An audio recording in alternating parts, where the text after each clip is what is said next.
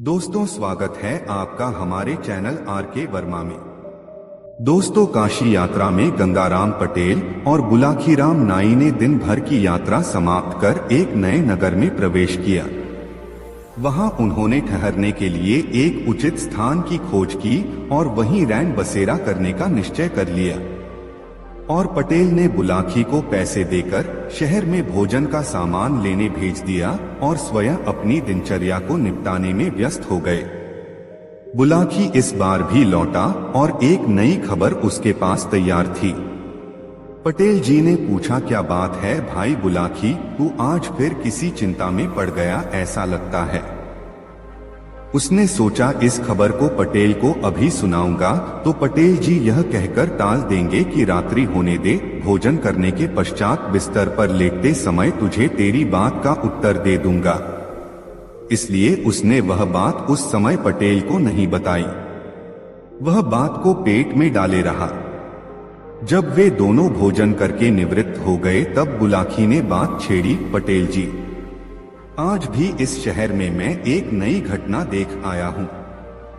ठीक है, उस घटना का वर्णन कर, फिर उसे सुनकर मैं तेरी बात का उत्तर दूंगा, पटेल ने कहा।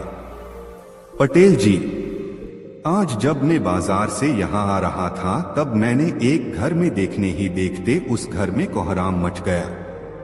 उस घर के पड़ोसियों ने उस घर की सेठानी को सांत्वना देने की बहुत कोशिश की, पर उसका मन शांत होने का नाम नहीं ले रहा था। उसका रुदन बढ़ता ही गया। रुदन विलाप करते उसकी हालत पागलों जैसी हो गई थी। तभी उसकी नजर रोते हुए काफूर पर पड़ी तो अनायास ही उसके मुंह से निकल गया, काफूर खड़ा खड़ा क्या देख रहा है। जब मालिक ही नहीं रहे तो यह वैभव अब किस काम का। इस सब को तू मिट्टी में मिला दे। पटेल जी में ये सुनकर हैरान हो गया कि वहां क्या हो रहा था और वो आदमी कौन था जो कह रहा था सब खत्म कर दे, और बाद में क्या हुआ इस रहस्य से पर्दा उठाइए। बुलाखी की यह सारी बात सुन पटेल जी बोले, बुलाखी, यहाँ से कुछ दूर एक नगर है, वहां 100 साल पहले एक बहुत बड़ा व्यापारी था जिसके पास काफूर नाम का एक गुलाम था। व्यसरी था, उसे अपने सिद्धांतों पर चलना सबसे प्रिय था। उसकी देखा देखी काफूर ने भी अपना एक सिद्धांत बना लिया। उसका सिद्धांत था 6 महीने में एक छोटा सा झूठ और 12 महीने में एक बार कोई बड़ा झूठ बोलना। एक बार व्यापारी ने विदेश जाने की योजना बनाई, इसलिए उसने निश्चय किया कि सभी गुणाभा को बेच दिया जाए। यह काम उसने एक दलाल को सौंप दिया। उसके गुलामों में से काफूर नामक गुलाम को शहर के एक अमीर आदमी ने पसंद कर लिया। तब दलाल ने काफूर की तारीफ करते हुए कहा, सेठ जी, यह गुलाम बड़ा ही ईमानदार और निष्ठापूर्वक काम करने वाला है।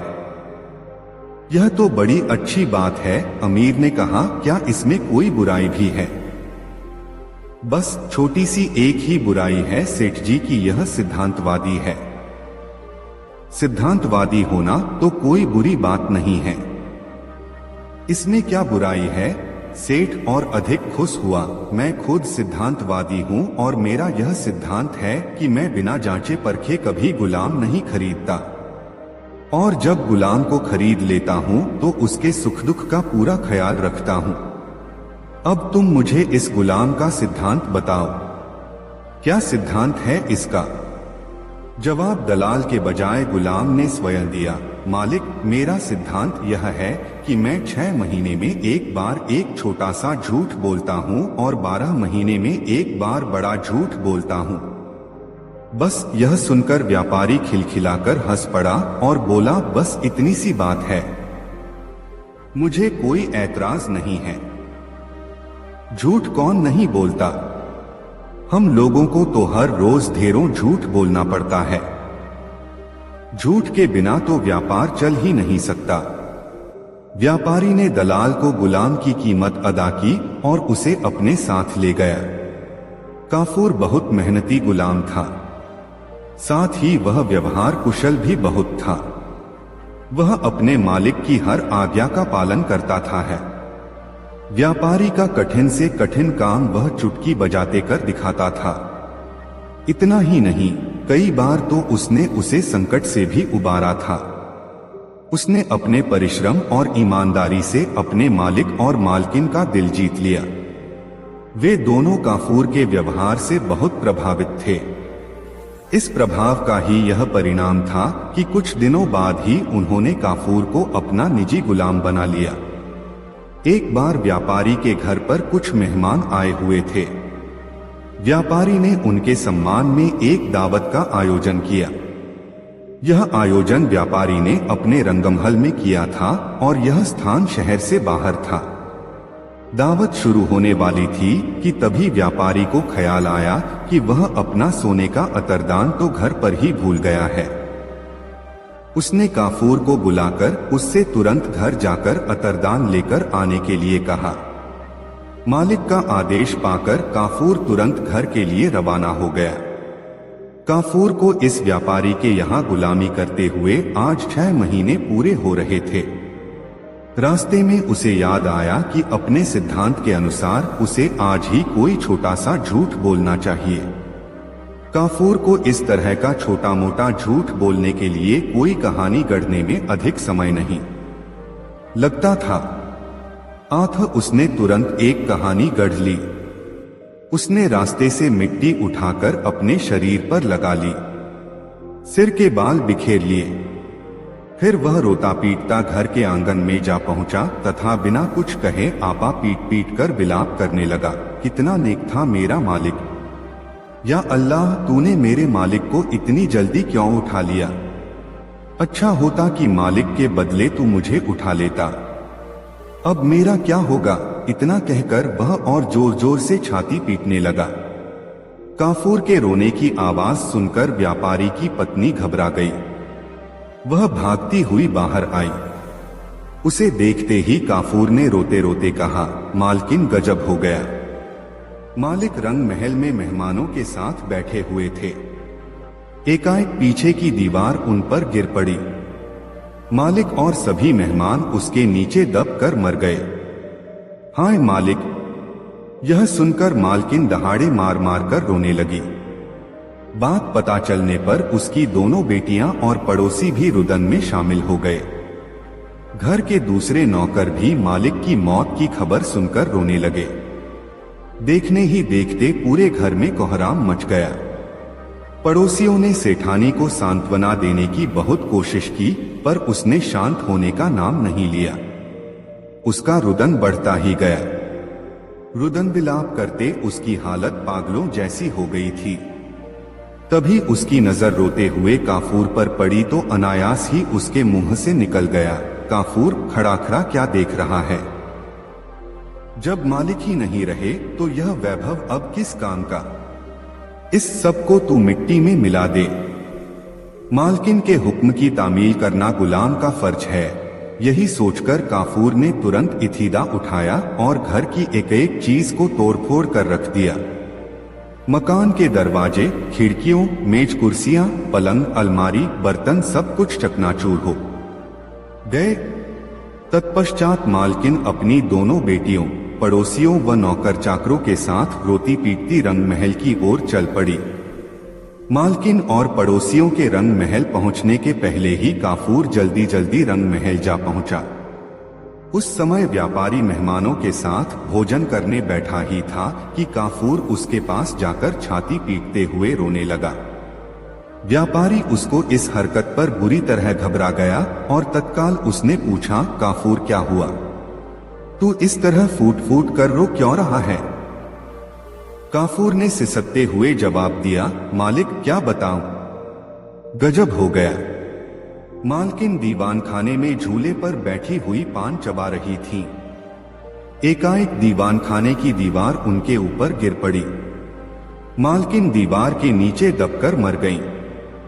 आपकी दोनों बेटियां वहीं अपने छोटे भाई के साथ खेल रही थीं।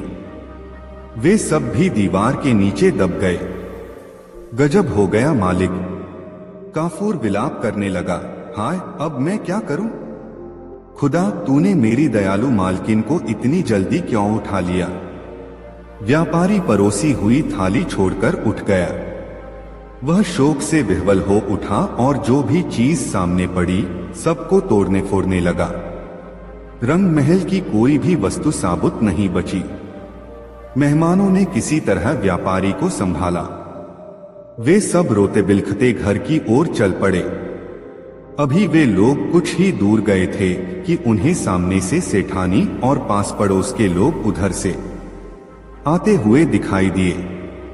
दोनों तरफ की भीड़ एक दूसरे के करीब आ गई। जब व्यापारी ने सेठानी को और सेठानी ने व्यापारी को देखा तो दोनों डर के मारे कांपने लगे। भागो भागो, यह तो सेठानी का भूत है, व्यापारी चिल्लाया।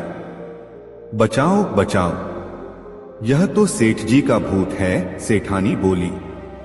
इसके बाद व्यापारी और सेठानी डर के मारे बेहोश होकर गिर पड़े। व्यापारी और सेठानी के साथ आए लोगों ने उन दोनों के चेहरों पर पानी छिड़का, तब कहीं जाकर उन दोनों को होश आया। व्यापारी और उसकी पत्नी ने जब एक दूसरे से बातचीत की तब उन्हें मालूम हुआ कि यह सब काफूर की करतूत है। उन्होंने काफूर के इस झूठ के कारण हुए नुकसान और तोड़फोड़ के बारे में भी एक दूसरे को बताया। व्यापारी और सेठानी को काफूर पर बहुत गुस्सा आया। उन्होंने काफूर को डांटते हुए कहा, तूने यह घिनौनी हरकत क्यों की? आखिर तुझे इस करतूत से क्या हासिल हुआ? काफूर बोला, मालिक, मैंने जो कुछ किया है अपने सिद्धांत के अनुसार ही किया है। आपको याद होगा मैंने आपसे 6 महीने में एक बार एक छोटा झूठ बोलने की बात की थी। आज मुझे आपके यहाँ गुलामी करते हुए 6 महीने पूरे हो रहे थे, इसलिए मुझे आज एक छोटा झूठ बोलना ही पड़ा। मैंने तो केवल छोटा सा झूठ बोला था, लेकिन मालकिन ने आदेश दिया तो मुझे मजबूर होकर घर का सारा सामान तोड़ना पड़ा। क्या करता, मालकिन के हुक्म का पालन करना मेरा धर्म था। व्यापारी गुस्से से बोला, नालायक, तोड़फोड़ करने से पहले तूने नुकसान के बारे में तो विचार कर लिया होता। तूने हमारा लाखों रुपए का नुकसान कर डाला और ऊपर से जबान लड़ा रहा है। मालिक, आपका भी तो सिद्धांत है, जीते जागते इंसानों को गुलाम बनाकर रखना। आप एक निर्दोष एवं वफादार आदमी को जानवर की तरह जंजीरों में बांध कर रखते हैं, उसे जानवरों की तरह खरीदते और बेचते हैं। आप उस पर कोड़े बरसा सकते हैं। इतना ही नहीं, आप गुलामों की हत्या भी कर सकते हैं। जीते जागते इंसानों की पूरी जिंदगी इस प्रकार की गुलामी में ही बीत जाती है। इस अन्याय की तुलना में तो मेरी छोटी सी गलती कुछ भी नहीं है। काफूर की बातें सुनकर व्यापारी के कान खड़े हो गए। उसने सोचा, इस गुलाम का छोटा सा झूठ यदि इतना भयानक है तो बड़ा झूठ कितना विनाशकारी होगा। उसने काफूर से कहा, अब मुझे तुम्हारे जैसे गुलाम की जरूरत नहीं है। नहीं मालिक, ऐसा कैसे हो सकता है? काफूर ने जवाब दिया, आपने तो 12 महीने के लिए मुझे खरीदा है। दलाल की बही में यह शर्त दर्ज है। 12 महीने के पहले आप मुझे कैसे छोड़ सकते हैं मालिक? व्यापारी और काफूर का यह विवाद सुल्तान हारून रशीद के पास पहुंचा। उसने दोनों पक्षों की दलीलें सुनने के बाद काफूर को गुलामी से आजाद करने का आदेश दिया। इस प्रकार अपनी सूझबूझ से काफूर हमेशा हमेशा के लिए गुलामी से मुक्त हो गया। कहानी का समापन करते हुए गंगाराम पटेल ने बुलाकी नाई से कहा, बुलाकी राम, आज तू जिस दृश्य को देखकर आया था वह दृश्य उसी समय का था। अब बता, तेरी जिज्ञासा शांत हुई या नहीं? हो गई पटेल जी, बुलाकी बोला, आप तो जैसे अंतर्यामी हैं। सारी कहानी का खाका मेरी आंखों के सामने ऐसे नाच उठा जैसे यह घटना मेरे सामने ही घटित हुई हो। बस तो फिर अब सो जा। यह कहकर गंगाराम ने आंखें मूंद ली। कुछ ही देर में बुलाखीराम नाई के भी खर्राटे वहां गूंजने लगे। दोस्तों, यह कहानी आपको कैसी लगी कमेंट में जरूर बताएं। दोस्तों, अगले दिन प्रातःकाल उठकर गंगाराम पटेल तथा बुलाकी दास ने अपने शौच आदि नित्य कर्म किए, फिर नाश्ता करके अपना सब सामान संभाला।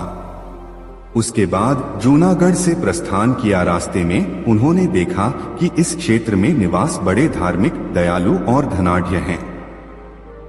उन्होंने रास्ते में बहुत से मंदिर भी देखे जहां सदावर्त लगे हुए थे। वहीं महात्माओं तथा भूखे लोगों को भोजन दिया जाता था। इस प्रकार अनेक प्राकृतिक दृश्यों को देखते हुए वह भावनगर में आए। भावनगर गुजरात का एक प्रसिद्ध शहर है। यहाँ शहर के किनारे एक सुंदर बाग में आकर ठहरे। बुलाकी नाई ने सब सामान ठीक प्रकार से लगा दिया तो उसके बाद गंगाराम पटेल ने 50 रुपए बाजार से सामान लाने को दिए। बुलाकी दास खाने का सामान लेकर बाजार से जिस समय वापस आ रहा था तो उसने देखा कि एक बहुत बड़ा जुलूस निकल रहा है। उसमें एक वृद्ध पुरुष तथा एक वृद्ध महिला भी थी। इनका एक स्थान पर अभिनंदन हो रहा था। बुलाकी दास ने वहां खड़े हुए लोगों से पूछा कि यह जुलूस किस कारण से निकाला जा रहा है। लोगों ने उसे बताया कि यह वृद्ध और वृद्धा दोनों पति पत्नी हैं। कई साल पहले इन्हें मृत घोषित कर दिया था। यह शहर के प्रसिद्ध सेठ और सब जनता के प्रिय तथा हितकारी हैं। इनके मरने के समाचार है। सब जनता बहुत दुखी थी, परंतु आज यह जीवित यहाँ आए हैं तो जनता ने इसी उपलक्ष्य में इनका जुलूस निकालकर खुशी मनाई है। जगह जगह दोनों का अभिनंदन हो रहा है। बुलाकी दास को यह बात सुनकर बड़ा आश्चर्य हुआ और वह कहने लगा कि कई साल पहले जो व्यक्ति मर चुके थे आज भी जीवित कैसे हो गए हैं और उनका जुलूस इस उत्साह से क्यों निकल रहा है। अपने मन में विचार करता हुआ बुलाकी नाई सामान लेकर पटेल जी के पास आया और उनके सामने सामान रखकर कहने लगा, पटेल जी, अब तो मुझे आज्ञा दो। इतनी सुनकर गंगाराम पटेल कहने लगे कि मालूम होता है तुम कोई अजूबा चरित्र देखकर आए हो, तभी यह बात कह रहे हो। अब तुम पहले तो खाना बनाओ, खाओ। रोज की भांति सोते समय मैं तुम्हारी बात का जवाब दूंगा। गंगाराम पटेल की बात सुनकर बुलाकी दास पानी भरकर लाया, चूल्हा जलाया। फिर दोनों ने मिलकर भोजन बनाकर खाया। बुलाकी नाई पटेल जी का बिस्तर लगा दिया और हुक्का भरकर उनके सामने रख दिया। फिर बर्तन साफ कर अपना सब सामान ठिकाने पर लगाया और पटेल जी के पैर दबाने लगा और पटेल जी से बोला कि आपने कहा था कि सोते समय जो भी बात है उसका जवाब दूंगा, अब जवाब दो। इतनी सुनकर गंगाराम पटेल बोले, बताओ तुमने आज क्या अनोखी बात देखी है। इतना सुनकर बुलाकी नाई बाजार में देखा हुआ वह दृश्य बयान कर दिया। इतनी बात बुलाकी नाई ने सुनकर गंगाराम पटेल, देखो फौज में नक्कारा और बात में हुकार जरूरी है। सो तुम जब हंकारा देते रहोगे तब तक मैं बात कहूंगा, जब हुकारा देना बंद कर दोगे तो मैं भी बात बंद कर दूंगा। यह कहकर गंगाराम पटेल बात कहने लगे और बुलाकी नाई हुकारा देने लगा। गंगाराम पटेल जी बोले, इस नगर में एक समय सेठ जीवनलाल रहते थे। चंपा नाम की उनकी पत्नी थी। वह दोनों वृद्ध हो गए थे, परंतु उनके कोई संतान नहीं हुई थी। संतान के दुख में वह दुखी रहते थे। एक दिन चंपा अपने पति से कहने लगी, दोहा, अब तक मेरे हैं प्रभु, हुई नहीं संतान, ब्याह दूसरा कीजिए, भली करे भगवान। अपनी पत्नी की बात सुनकर सेठ बोले, दोहा, हो करके रहता वही जो विधि रचा विधान, कैसे हो सकती प्रिय बिना भाग्य संतान। हे प्यारी, संतान भाग्य से होती है। यदि मैं दूसरा ब्याह कर लूं और फिर भी संतान ना हो तो क्या होगा, इसलिए ऐसे ही रहना ठीक है। अब तक किसी को बुढ़ापे में ब्याह करके सुख नहीं मिला। इस सेठ ने सेठानी को बहुत समझाया परंतु वह ब्याह के लिए हठ पकड़ गई। अपनी पत्नी का हठ देखकर थोड़े दिन में एक 20 वर्ष की कन्या से विवाह कर लिया। सेठ जी विवाह कर नई वधू को अपने संग लाए तो दरवाजे पर आकर नई पत्नी कहने लगी, दोहा अलग रहूंगी सौत से, सुनो नाथ चितलाए, कमरा मेरे लिए एक खाली दे कर आए। नई वधू की ऐसी बात सुनकर सेठ कहने लगा, दोहा पत्नी मेरी वृद्ध है, सभी गुणों की खान, मिलकर के उससे रहो, पाओ सुख महा। सेठ ने बहुत समझाया मगर नई पत्नी कहने लगी कि एक म्यान में 2 तलवार नहीं समा सकती। सेठ ने परेशान देखकर सब हाल अपनी पहली पत्नी से कहा, जिसे सुनकर उसने एक कमरा नई बहू के लिए अलग रहने को खाली कर दिया। नई बहू उस कमरे में आई और रहने लगी। सेठ का एक मुनीम था जिसकी उम्र लगभग 24 साल की थी। थोड़े दिन में नई बहू की उस मुनीम से आंख लड़ गई तो वह दोनों छिपकर अपनी वासना की तृप्ति करने लगे। मोहल्ले में मुनीम ने खबर कर दी कि सेठ पागल हो गए हैं। धीरे धीरे सेठ के पागल होने की खबर सब नगर में फैल गई। सेठ ने यह बात सुनी तो उसे बड़ा दुख हुआ, परंतु उसकी समझ में कोई बात नहीं आई। सेठ की पहली पत्नी ने मुनीम और सेठ की पत्नी का व्यवहार ताड़ लिया था। वह अपने पति से कहने लगी कि तुम्हारे मुनीम ने तुम्हारे पागल होने की खबर उड़ाई है, उसके नई बहू से दूषित संबंध हैं। यह लोग किसी षड्यंत्र से हम तुम दोनों को मरवाकर आप आनंद से जीवन व्यतीत करना चाहते हैं। सेठ ने कहा कि अब मैं होशियार रहूंगा। मुनीम और सेठ की नई पत्नी आपस में एक साथ रहती थी। एक दिन मुनीम ने सेठ की नई पत्नी को समझाया कि कहीं ऐसा ना हो कि पहली पत्नी को सेठ सभी जायदाद दे दें। इसलिए उचित है कि सेठ से उसकी संपत्ति को अपने हक में लिखवा लूं। सेठ की नई पत्नी ने भी इसका समर्थन किया।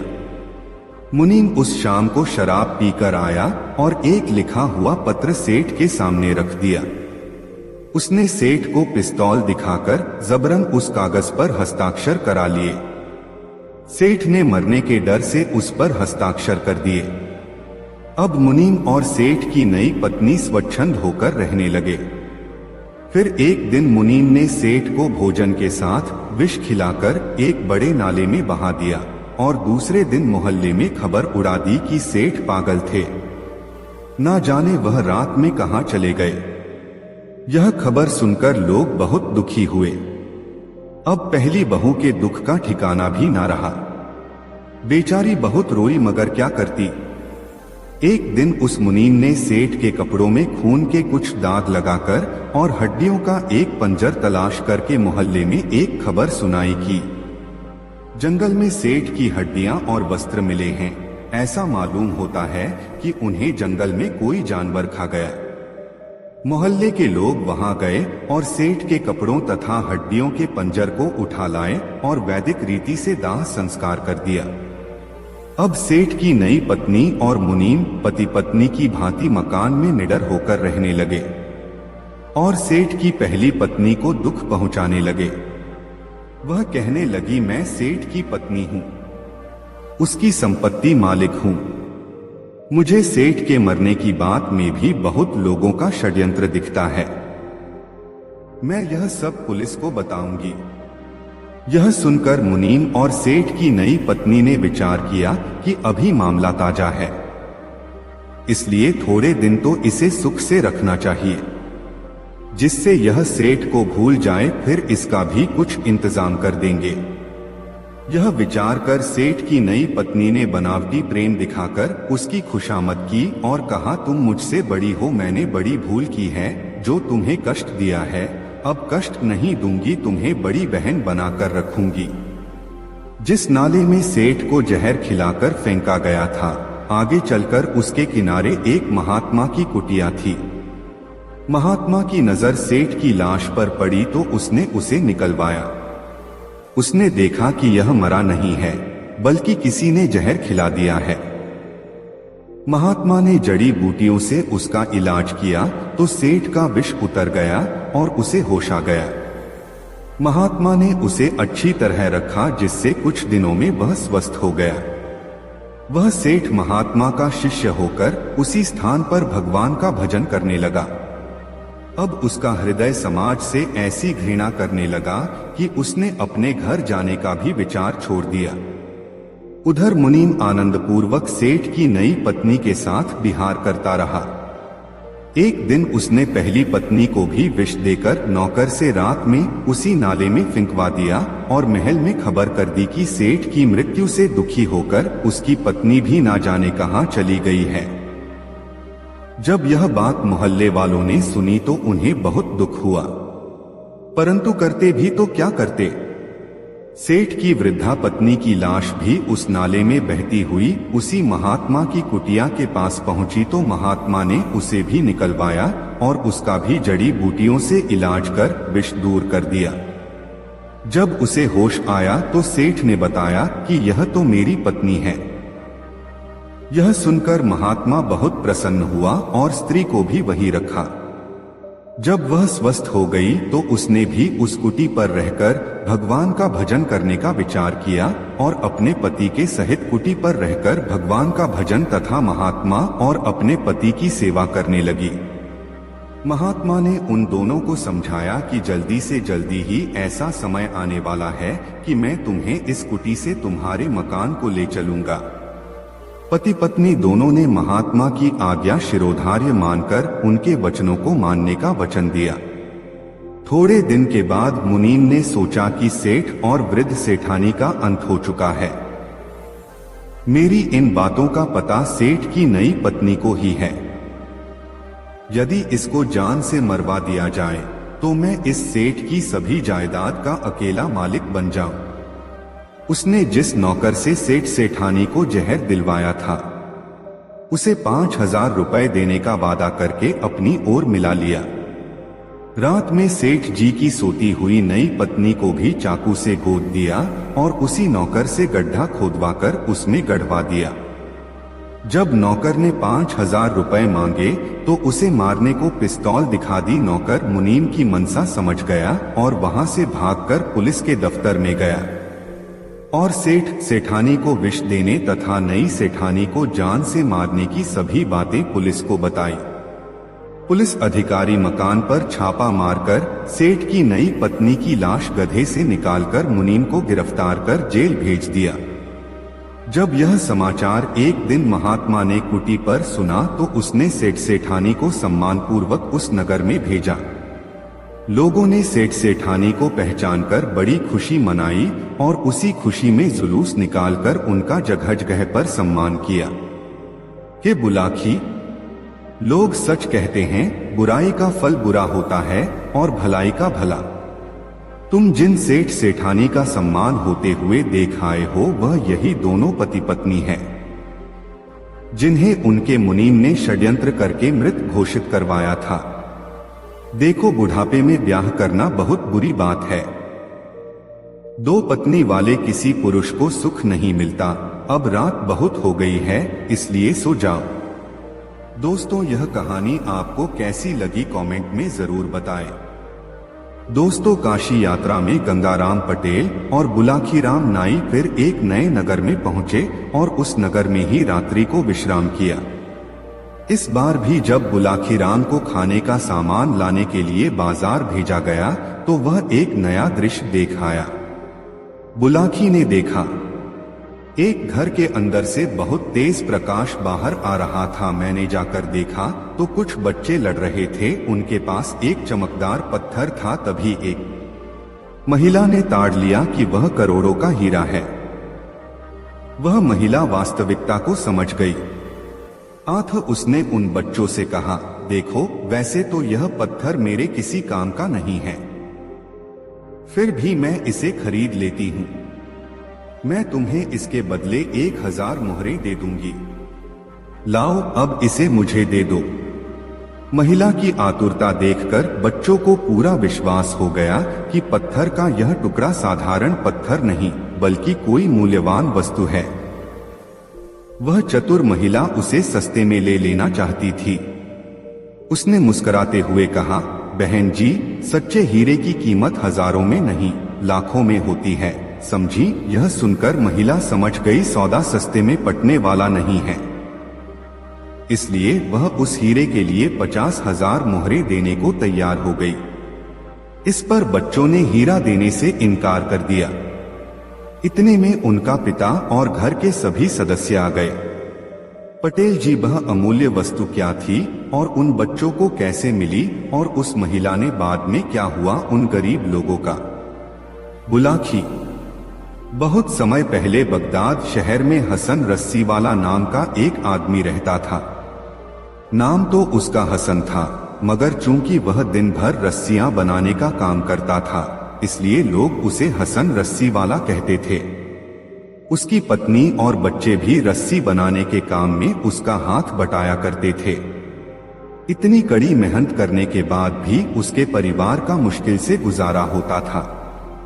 एक दिन साद और सादी नाम के हसन के 2 मित्र उससे मिलने आए। वे बगदाद के समीप एक शहर में रहते थे। सादी को हसन से बातचीत करते हुए उसकी गरीबी का एहसास हो गया, इसलिए उसने हसन को सोने की 200 अशर्फियां देते हुए कहा, इन अशर्फियों से तुम अपना व्यवसाय शुरू करो। हम देखना चाहते हैं कि तुम इस धन से कोई व्यवसाय शुरू करके अपनी कमाई बढ़ा सकते हो या नहीं। अशर्फियां पाकर हसन बहुत खुश हुआ। उसने सादी को धन्यवाद देते हुए कहा, सादी भाई, आपका यह एहसान मैं जिंदगी भर नहीं भूलूंगा। मुझे पूरा विश्वास है कि इस धन से मैं अपना व्यवसाय शुरू करके अच्छी कमाई कर सकूंगा। सादी और साद ने उससे कहा, हम भी यही चाहते हैं कि तुम कोई व्यवसाय शुरू करो और अच्छी कमाई करो। अब हम चलते हैं। 6 महीने बाद हम फिर तुमसे मिलने आएंगे। हमें उम्मीद है कि तब तक तुम खुशहाल हो जाओगे। हसन को जिंदगी में पहली बार इतना धन मिला था। अब उसके सामने सबसे बड़ी समस्या इस धन की सुरक्षा की थी। साद और सादी के जाने के बाद उसने सोचा, इन अशर्फियों का क्या किया जाए, इन्हें कहाँ रखा जाए ताकि ये महफूज रहें। आखिरकार उसने उनमें से 10 अशर्फियां अपने खर्च के लिए निकाल लो और बाकी 190 मोहरें उसने अपनी पगड़ी के एक सिरे में सी ली और वह सिरा पगड़ी में दबा दिया। अब उसे मोहरों के चोरी हो जाने का बिल्कुल डर नहीं रहा। 10 अशर्फियां लेकर वह बाजार गया। उनसे उसने अपने बेटे के लिए कुछ नए कपड़े और मिठाइयां खरीदो।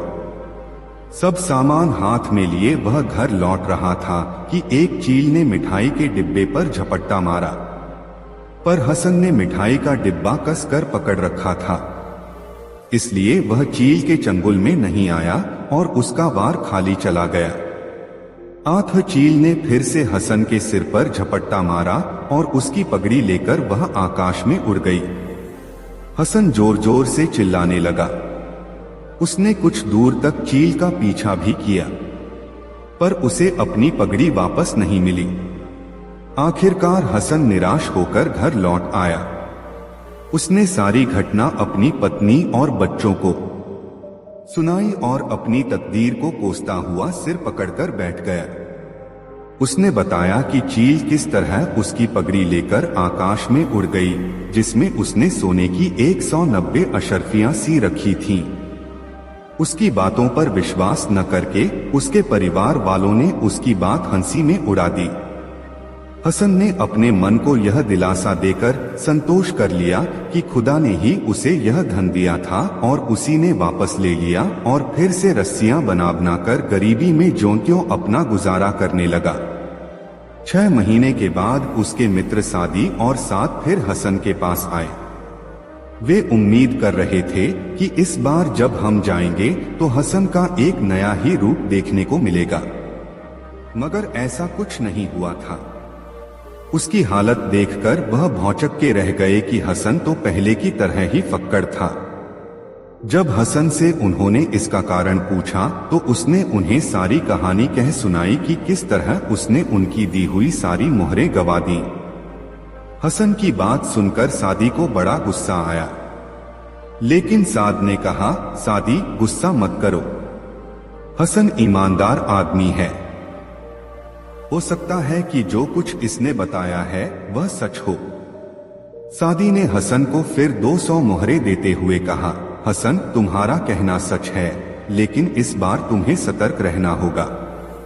अब तुम इस धन को व्यापार धंधे में लगाना ताकि तुम सुखी हो सको। हम तुम्हें सुखी देखना चाहते हैं। 6 महीने के बाद हम फिर तुम्हारे पास आएंगे। देखो, इस बार असावधानी मत बरतना। हसन ने हिचकते हुए धन स्वीकार कर लिया, अपने दोनों मित्रों को बहुत धन्यवाद दिया। उनके जाने के बाद हसन ने 10 मोहरें अपने पास रखकर बाकी 190 मोहरें एक पोटली में बांध दी। वह सोचने लगा कि इस पोटली को कहां रखा जाए। तभी उसे एक उपाय सूझा। उसने यह पोटली पीतल के एक पुराने मर्तबान में रखकर उसका मुंह अच्छी तरह बंद कर दिया और उस मर्तबान को घर के एक कोने में रख दिया। हसन ने अब पटसन की रस्सियों का व्यवसाय करने का निश्चय किया। इसके लिए पटसन खरीदने वह अपने साथ 10 मोहरे लेकर बाजार गया। जब हसन पटसन खरीदने बाजार गया हुआ था, तभी एक फेरी वाला साबुन बेचते हुए उसके घर के पास आ पहुंचा। हसन की पत्नी को साबुन की जरूरत थी, लेकिन उसके पास पैसे नहीं थे। इसलिए उसने घर के कोने में बेकार पड़ा पीतल का मर्तबान फेरी वाले को देकर उसके बदले साबुन ले लिया। फेरी वाला पीतल का मर्तबान लेकर चला गया। हसन जब पटसन खरीद कर घर लौटा, जो अकस्मात उसकी नजर घर के कोने की ओर गई। वहां रखे मर्तबान को नदारद देखकर वह चौंक पड़ा। उसने अपनी पत्नी से पीतल के मर्तबान के बारे में पूछताछ की। उसकी पत्नी ने कहा, वह मर्तबान तो पुराना हो चुका था, हमारे किसी काम का नहीं था, इसलिए मैंने उसे फेरी वाले को देकर उसके बदले में साबुन खरीद लिया है। देखो, उस पुराने मर्तबान के बदले उसने मुझे कितना सारा साबुन दिया है। अच्छा किया न मैंने। हसन यह सुनकर आग बबूला हो उठा। अरे बेवकूफ, उस मर्तबान में सोने की 190 अशर्फियां थीं। तुमने मर्तबान बेचने के पहले उसे खोलकर देखा भी नहीं कि उसमें क्या है। साबुन के बदले वह मर्तबान देकर तुमने अपने नसीब को धो डाला। यह सुनकर हसन की पत्नी सन्न रह गई। उससे इतना भारी अपराध हो गया था कि वह फूट फूट कर रोने लगी। बाद में हसन और उसकी पत्नी ने उस फेरी वाले की बहुत तलाश की, पर उसका कहीं पता नहीं चला। हार थककर हसन ने अपनी तकदीर को कोसते हुए कहा, खुदा को शायद यही मंजूर था। अब वह और भी ज्यादा मेहनत और लगन से रस्सियां बनाने के काम में जुट गया। मगर उसका जीवन मेहनत मजदूरी और गरीबी से भरपूर ही रहा। लाख कोशिशों के बाद भी वह इतना नहीं कमा पाया कि 2 पैसे बचा सके। इसी प्रकार फिर तेजी से 6 महीने गुजर गए। 6 महीने के बाद सादी और साद फिर हसन से मिलने आए। उन दोनों को देखकर हसन का सिर शर्म से झुक गया। उसकी आंखों से आंसू बहने लगे। अब उन्हें वह क्या जवाब दे। उसके दोस्त समझ गए कि इस बार भी कोई अनहोनी हो गई है। फिर उन्होंने हसन को दिलासा देकर पूछा कि किस्सा क्या है। रोते रोते उसने सारी कहानी सादी और साद से कह सुनाई। इस बार हसन पर गुस्सा होने के बजाय सादी सोच में पड़ गया। उसने कहा, हसन, तुम्हारी ईमानदारी के प्रति हमें जरा भी संदेह नहीं है, पर यह समझ में नहीं आता कि आखिर तुम्हारे साथ बार बार ऐसा क्यों हो रहा है। साद ने सादी से कहा, सादो भैया, तुम यह समझते हो कि किसी को धन देकर तुम उसको तकदीर बदल सकते हो, लेकिन तुम्हारा यह सोचना गलत है। धन के बिना भी आदमी की तकदीर बदल सकती है। सादी ने कहा, साद, मेरा जो सोचना था मैंने वैसा किया और अपनी कोशिश भी करके देख ली। अब तुम अपनी बात सिद्ध करके दिखाना चाहो तो दिखा सकते हो। ठीक है। साद ने जमीन पर पड़ा हुआ शीशे का एक टुकड़ा उठाकर हसन को देते हुए कहा। लो हसन, अगर खुदा की मर्जी होगी तो शीशे के इस टुकड़े से भी तुम्हारी गरीबी दूर हो सकती है, इसलिए तुम शीशे के इस टुकड़े को संभाल कर रखना। हम 6 महीने के बाद फिर तुम्हारे पास आएंगे और देखेंगे कि तुम्हारा क्या हाल है। इसके बाद साद और सादी वहां से चले गए। हसन की गली में ही एक मछुआरा रहता था। वह मछलियां पकड़ने के लिए एक जाल बना रहा था। जाल बुनने के लिए उसे शीशे के एक टुकड़े की जरूरत पड़ी। रात का समय था। बाजार की सभी दुकानें बंद हो चुकी थीं। यदि रात को ही जाल तैयार न हो पाता तो मछुआरा सुबह मछलियां पकड़ने नहीं जा सकता था। इसलिए मछुआरे ने पास पड़ोस वालों से पूछताछ की, पर उसे किसी के पास शीशे का टुकड़ा नहीं मिला। अंत में वह हसन के पास आया। हसन को साद द्वारा दिए शीशे के उस टुकड़े की याद आई। उसने खुशी खुशी शीशे का वह टुकड़ा मछुआरे को दे दिया। शीशे का टुकड़ा पाकर मछुआरा बहुत खुश हुआ। उसने हसन का आभार मानते हुए कहा, हसन, मैं वादा करता हूं कि कल मेरे जाल में जो भी पहली मछली फंसेगी वह तुम्हारी होगी। इसके बाद मछुआरा शीशे का टुकड़ा लेकर अपने घर गया और रात भर में उसने जाल तैयार कर लिया। अगले दिन मछुआरा जाल लेकर समुद्र में मछली पकड़ने गया। उस दिन उसके जाल में खूब मछलियां फंसी। यह देखकर मछुआरे की खुशी का ठिकाना न रहा, मगर अपने वादे के अनुसार पहली मछली उसने अलग ही रखी हुई थी। मछलियां लेकर घर लौटते समय उसने वह मछली हसन को भेंट कर दी। हसन ने मछली लेने से बहुत इनकार किया, पर मछुआरा न माना। उसके बार बार आग्रह करने पर हसन ने वह मछली ले ली। हसन की पत्नी ने मछली से स्वादिष्ट व्यंजन बनाया। हसन भोजन करने बैठा तो उसे बच्चों के आपस में झगड़ने की आवाज सुनाई दी। उसने अपनी पत्नी से पूछा, अरे ये बच्चे आपस में क्यों लड़ रहे हैं? पत्नी बोली, कोई खास बात नहीं है। दरअसल मछली के पेट से एक चमकीला पत्थर निकला था। उसी को लेकर दोनों कब से लड़ रहे हैं। यह बहुत चमकदार और खूबसूरत पत्थर है। इसकी चमक से हमारा सारा घर जगमगा उठता है। हसन ने बच्चों को अपने पास बुलाया और उनसे वह पत्थर ले लिया। उसने पत्थर को हाथ में लेकर देखा तो उसकी चमक से उसकी आंखें चौंधिया गई। तभी हसन के पड़ोस में रहने वाली एक महिला वहां आ पहुंची। उसने हसन की पत्नी से पूछा, अरे तुम्हारे घर में इतना शोर क्यों मचा हुआ है? हसन की पत्नी ने उसे वह चमकदार पत्थर दिखाते हुए कहा, क्या बताऊं बहन, आज तो मेरे बच्चों ने नाक में दम कर रखा है। इस चमकीले पत्थर के लिए दोनों आपस में लड़ रहे हैं। चमकीला पत्थर देखते ही महिला दंग रह गई। उसका पति जौहरी था, इसलिए उसे रत्नों को अच्छी परख थी। वह उस चमकीले पत्थर को देखते ही समझ गई कि यह कोई साधारण पत्थर नहीं, मूल्यवान सच्चा हीरा है और इसकी कीमत लाखों में है। वह इसे पाने के लिए आतुर हो उठी। महिला ने सोचा कि हसन के परिवार वालों को रत्नों की पहचान तो है नहीं, लाखों के इस हीरे को क्यों न औने पौने भाव में हथिया लिया जाए।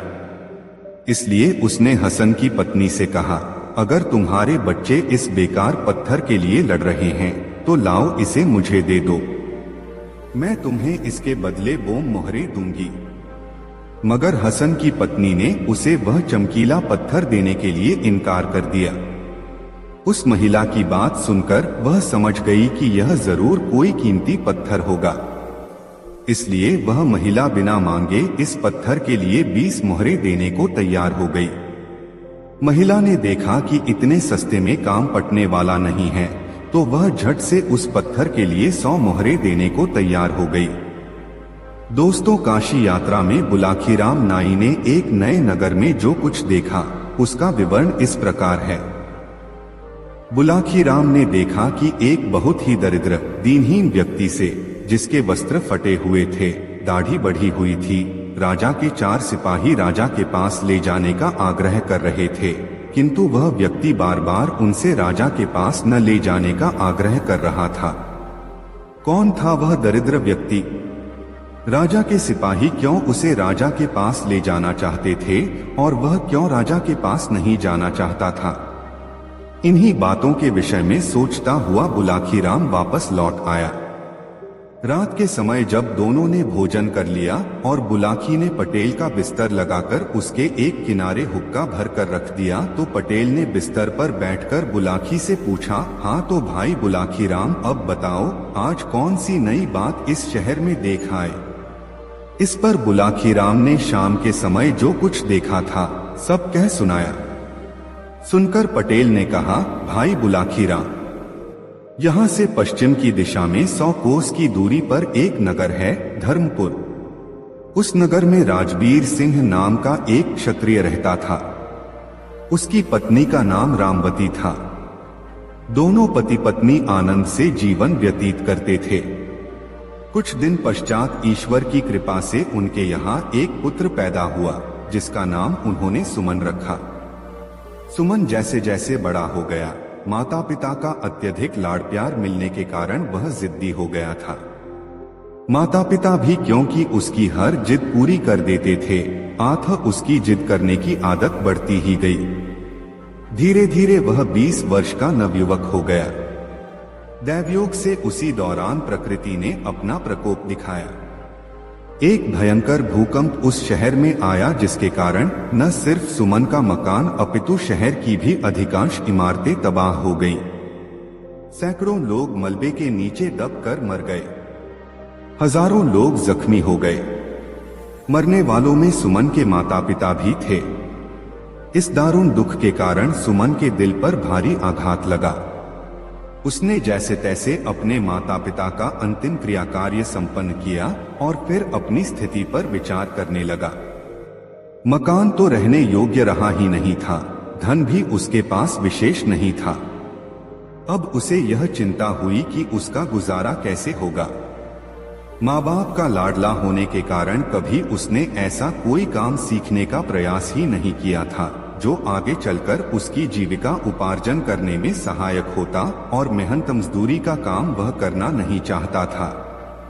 बुलाखी जब तक माता पिता द्वारा अर्जित धन उसके पास रहा, वह उससे अपना गुजारा चलाता रहा, किंतु जब वह धन समाप्त हो गया तो स्थिति भूखों मरने की आ पहुंची। तब उसने विचार किया कि यह नगर छोड़कर किसी दूसरे नगर में चलना चाहिए।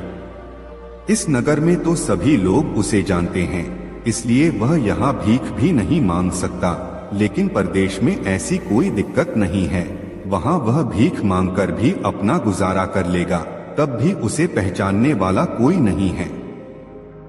ऐसा विचार कर वह अपना नगर छोड़कर परदेश के लिए चल पड़ा। सुमन लगातार 8 दिन एक ही दिशा में आगे बढ़ता रहा। उसे भूख लगती तो वह जंगली बेर या कंदमूल फल आदि तोड़कर खा लेता और किसी नदी या सरोवर का जल पीकर अपनी प्यास मिटा लेता। एक दिन वह एक ऐसे जंगल में पहुंचा जहां न कोई तालाब था और न कोई नदी। उसे प्यास लगी हुई थी, अतः वह पानी की तलाश में इधर उधर भटकने लगा। काफी दूर चलने पर उसे एक आम्रकुंज नजर आया। उस आम्रकुंज में सिर्फ आम के ही वृक्ष नहीं थे, दूसरे भी अनेक प्रकार के वृक्ष थे जिन पर फल लगे हुए थे। कुंज के बीचों बीच एक मनोरम सरोवर था, जिसमें नाना प्रकार के जलचर किलोले कर रहे थे। कुंज में पहुंचकर सुमन ने सबसे पहले तो सरोवर से भरपेट पानी पिया, फिर वृक्षों से कुछ फल तोड़े और अपनी क्षुधा शांत की। तत्पश्चात वह एक वृक्ष का सहारा लेकर भूमि पर बैठ गया। वह परिश्रम के कारण बुरी तरह से थका हुआ था, अतः जल्दी ही उसे नींद आई और वह सो गया। बुलाखी वह आम्रकुंज परियों के राजा का था। उसने अपनी बेटी शबन के लिए उस आम्रकुंज का निर्माण कराया था। परियों की शहजादी शबन कभी कभी वहां अपनी सखियों के साथ सैर करने के लिए आती रहती थी। जिस दिन का यह वाकया है, उस दिन भी वह संयोग से अपनी सहेलियों के साथ वहां आई हुई थी। सुमन को जब उसने अपने आम्रकुंज में बेसुध सोए हुए देखा तो वह उस पर मोहित हो गई। परियों की शहजादी ने जब अपनी पायल झनझनाई तो उनके घुंघरुओं की आवाज सुनकर सुमन की निद्रा टूट गई। आंखें खोलकर देखा तो सामने एक परिजात को पाया। दोनों की आंखें चार हुई तो दोनों ही एक दूसरे के अदृश्य प्रेम में बंध गए। फिर तो उनमें देर तक बातें होती रहीं। परियों की शहजादी ने सुमन को अपना परिचय दिया और सुमन ने उससे अपनी दास्तां बयान कर दी। सुमन की दास्तां सुनकर परी शबन का दिल पसीज उठा। उसे सुमन पर दया आ गई। उसने अपने गले से ताबीज उतारा और उसे सुमन को देकर कहा, हे युवक, यह ताबीज अपने पास रख लो। यह मेरे प्रेम की निशानी है, तुम इसे कभी अपने शरीर से अलग मत करना। यह हर संकट में तुम्हारे काम आएगा। यह कहकर वह परी वहां से चली गई। सुमन भी उठकर अपने गंतव्य की ओर चल पड़ा। 2 दिन बाद वह एक नगर में पहुंचा। वहां पहुंचकर उसने कोई काम ढूंढने का प्रयास किया, किंतु किसी भी जगह पर उसे कोई काम न मिला। तब यह विचार कर कि कल सुबह यहाँ के राज दरबार में जाकर राजा से कोई काम मांगूंगा, वह राजमहल की दीवार के साथ ही भूमि पर पड़कर सो रहा। आधी रात का समय हुआ तो किसी स्त्री के रोने का स्वर सुनकर उसकी नींद खुल गई। वह विचार करने लगा कि अवश्य ही वह स्त्री किसी मुसीबत में है, चलकर देखना चाहिए कि उसे क्या कष्ट है। बुलाखी। उस स्त्री के रोने का स्वर वहां के राजा ने भी सुना था। वह उस समय जाग रहा था, यह देखने के लिए कि उस दुखियारी स्त्री को क्या तकलीफ है जो वह आधी रात को इस प्रकार विलाप कर रही है। राजा महल से निकलकर उस दिशा में चल पड़ा जिधर से रोने का स्वर आ रहा था। उधर सुमन भी राजा से पहले उस स्त्री के रोने की दिशा में चल दिया था। अब आगे आगे सुमन और पीछे पीछे राजा, दोनों उस स्त्री की खोज में चल पड़े। सुमन राजा से पहले उस स्त्री के पास पहुंचा। उस स्त्री ने अच्छे वस्त्राभूषण धारण किए हुए थे। सुमन ने उसके पास जाकर पूछा, हे देवी, तुम्हें क्या कष्ट है जो आधी रात के समय में इस प्रकार विलाप कर रही हो? यह सुनकर उस स्त्री ने रोना बंद कर दिया। वह बोली, मेरा दुख जानकर क्या करेगा बेटा? तू तो स्वयं ही इस नगर में कोई परदेशी जान पड़ता है। तेरी हालत भी किसी दीनहीन व्यक्ति जैसी दिखाई दे रही है। मेरा दुख तो वही व्यक्ति दूर कर सकता है जो हर तरह की सामर्थ्य रखता हो। हे देवी, सुनकर सुमन ने कहा, जब अपने मुख से मुझे बेटा कहा है तो अपने बेटे से अपना दुख जरूर कहो। भला बेटा माँ के काम नहीं आएगा तो कौन काम आएगा? रही दीनहीन होने की बात, मैं दीनहीन जरूर हूँ, यहाँ परदेशी भी हूँ, लेकिन सामर्थ्य में किसी से कम नहीं हूँ। तुम सेवा बताओ, मैं तत्काल उसे पूरी करने की कोशिश करूंगा।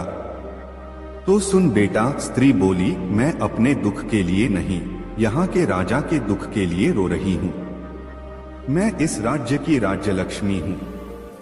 कल यहाँ के राजा का इंतकाल हो जाएगा, तब मुझे ऐसे प्रजापालक राजा का राजमहल त्याग कर कहीं अन्यत्र जाना पड़ेगा। मैं अब तक यहाँ बड़े आराम के साथ रह रही थी, किंतु कल के बाद न जाने मुझे कैसे राजा के यहाँ जाना पड़े। वह राजा मेरे साथ न जाने कैसा व्यवहार करे, इसी आशंका से मैं भयभीत हूँ और इस राजा की मृत्यु के शोक से बरबस ही मेरी रुलाई फूट पड़ रही है।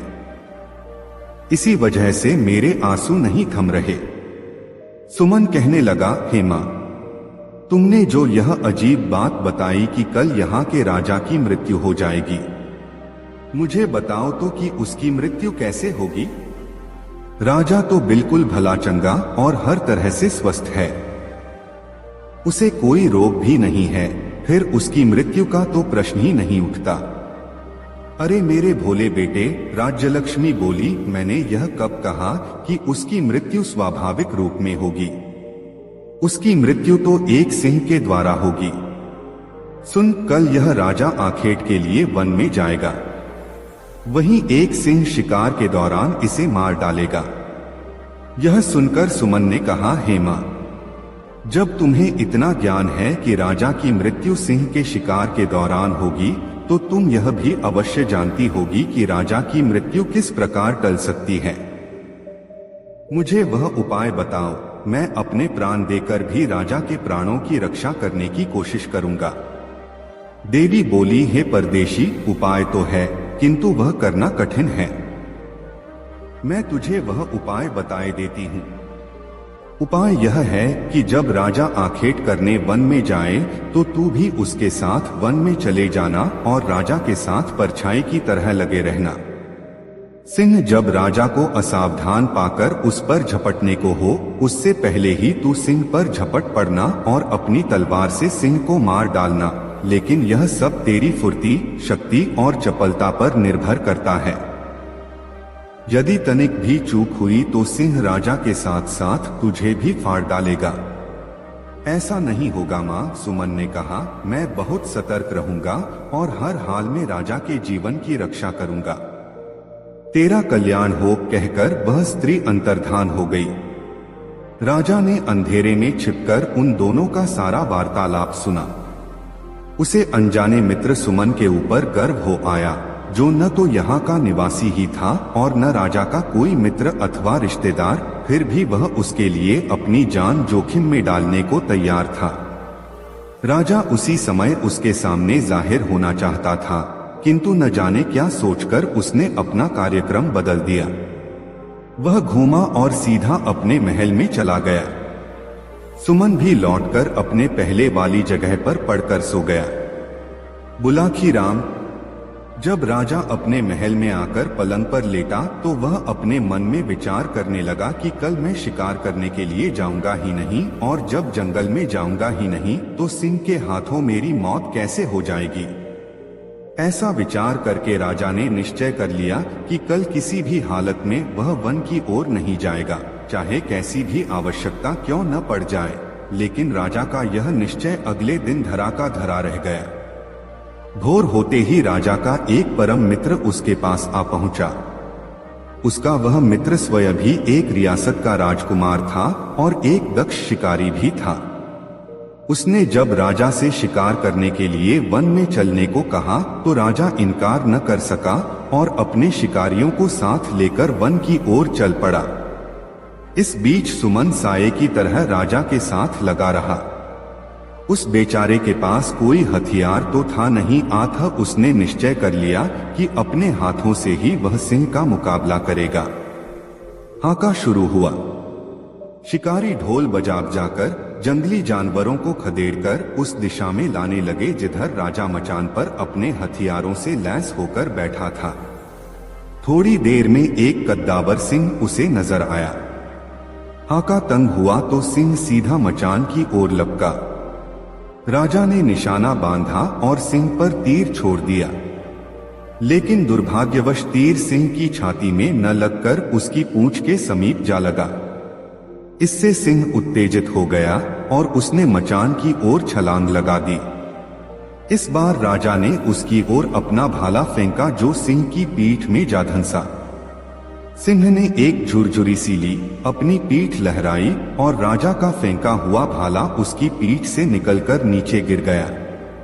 इस बीच मचान के पास खड़ा सुमन मूकदर्शक की तरह खड़ा रहा। सिंह से नंगे हाथों भिड़ने का उसका हौसला न हुआ।